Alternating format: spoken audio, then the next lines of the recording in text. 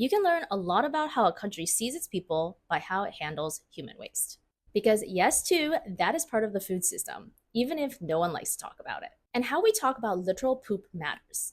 Because disgust and our desire to avoid what we find disgusting is one of the most automatic reactions humans have, which is what makes waste related policies and labels like dirty such effective tools for control. Anthropologist Mary Douglas even wrote about this phenomenon directly. She called dirt simply matter that was out of place. Because dirty isn't always a matter of hygiene or germs, but what threatens a society's sense of order. Take, for example, in the early 1900s, American colonial officials in the Philippines called Filipino hygiene habits more dangerous than poison. They used it as evidence of inferior racial character and justification for continued colonial rule. Soon, officials imposed a pail system, which required households to bury waste at certain intervals. They also pushed for the construction of American approved toilets nationwide. Whenever there were outbreaks, households that resisted disinfection were forcibly sprayed with carbonic acid.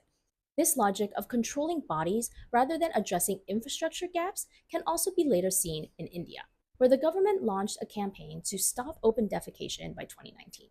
This meant patrols of teachers, health workers, and local officials blowing whistles and shining flashlights at people still going outdoors. Photos of offenders were even posted publicly on WhatsApp. What went ignored in this process, however, was the fact that 6 in 10 toilets installed as part of this campaign didn't have access to any running water. Not to mention, the people being singled out weren't evenly distributed. The public shaming also upheld existing hierarchies along caste lines. Now, the point here is definitely not that public health measures are bad, but that how they're implemented can reinforce ideas of who is clean, civilized, and proper versus who is dirty and backwards, and thus need to be cleansed and controlled. And we're currently watching that internalized reflex fire in real time in the wake of this summer's cyclospora outbreak.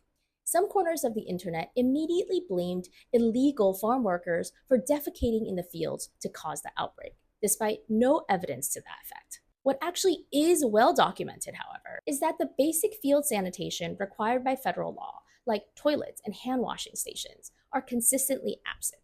The Human Rights Watch has repeatedly found farms with no accessible toilets. And even when such facilities exist, farm workers are often pushed to work so fast they can't even use them. That is not a character issue, it's a systemic power imbalance. It's the same one that runs throughout our entire food system, one that's wired to coerce, shame, and scapegoat certain bodies rather than accept any accountability. And too often, these policies work because they're implemented in the places we don't really like to look.